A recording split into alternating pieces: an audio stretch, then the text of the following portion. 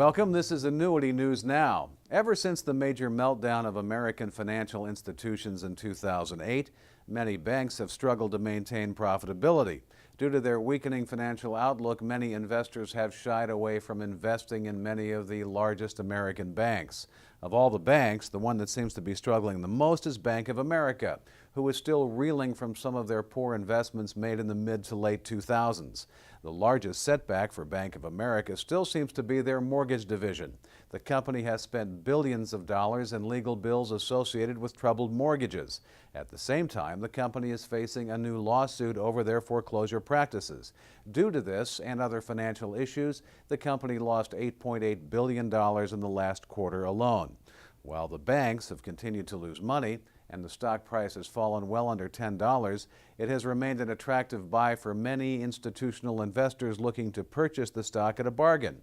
This week, the most well-known investor in the world, Warren Buffett, announced that he would be investing in the company.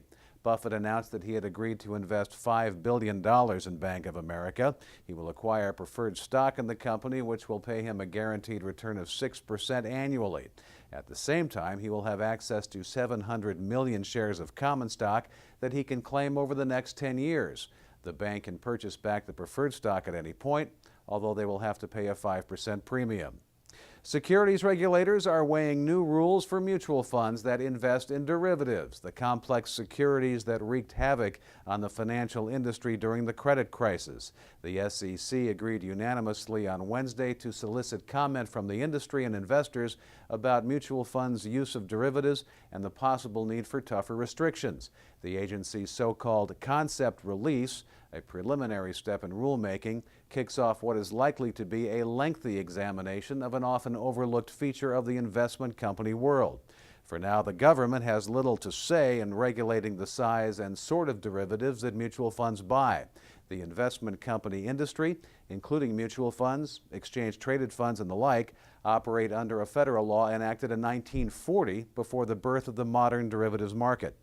And the Swiss franc is on a roll. The currency jumped more than 2% against the euro and the U.S. dollar this week after the Swiss government announced a stimulus package that was smaller than investors had anticipated. While the currency strength diminished in August, it is still up 9% against the euro and 13.5% against the dollar so far this year. The Swiss franc is appreciated as investors sought out safe haven investments amid the waves of uncertainty that have hit markets this year. For more, visit AnnuityNewsNow.com. Thanks for watching.